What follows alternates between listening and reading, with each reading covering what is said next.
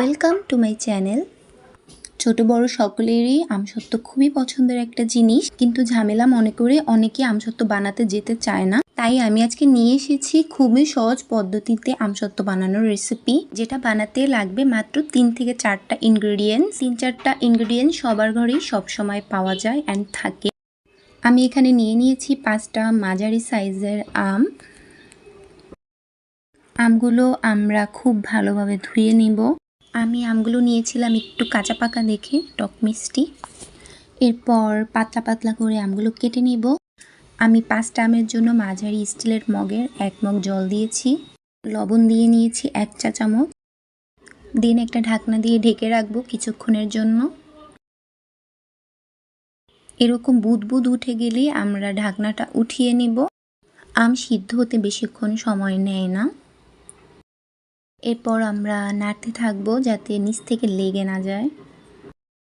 5-6 minute নাড়তে থাকলে এমনিতেই এরকম মেল্ট হয়ে যাবে একদম। দেন আরও 2-3 মিনিট নেড়ে নামিয়ে নেব।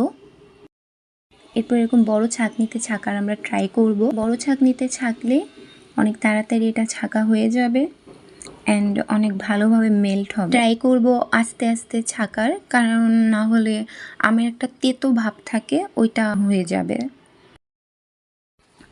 এই যে অনেক সুন্দরভাবে এটা মেল্ট হয়েছে, একদম স্মুথ। দেন আমরা 2টা তেজপাতা অ্যাড করে নিব।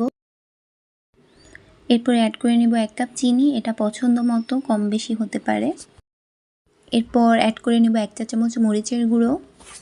দেন আমরা এটা খুব ভালোভাবে নাড়বো যাতে নিচ থেকে লেগে না যায়, এটা ভালোভাবে খেয়াল রাখতে হবে। অ্যাড করে নিব একটা ছোট দারচিনি, এটা দিলে সেন্টটা খুব ভালো আসবে অ্যান্ড ফ্লেভারফুল হবে।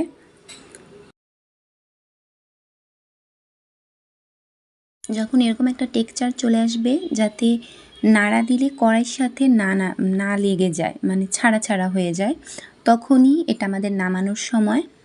আমরা এটা নামিয়ে ফেলবো অ্যান্ড এটা হয়ে গেছে। দেন অবশ্যই প্লেটে তেল মাখিয়ে নিতে হবে অ্যান্ড এটা সরিষার তেল হলে বেশি ভালো হয়। এরপর পছন্দ মতো প্লেটিং করে নিব আমরা। আমি সারা রাত ফ্যানের নিচে রেখে দিয়েছি, কারণ আমি এটা রাতের বেলা করেছিলাম। অ্যান্ড অবশ্যই রোদে শুকাতে হবে, খুব ভালোভাবে শুকাতে হবে। আমি 2-3 দিন রোদে দিয়েছি, কারণ আমসত্ত্ব যত রোদে দেওয়া হবে ততই ভালো। And this is the final look and trust me, এটা খেতে এত টেস্ট হয়েছিল।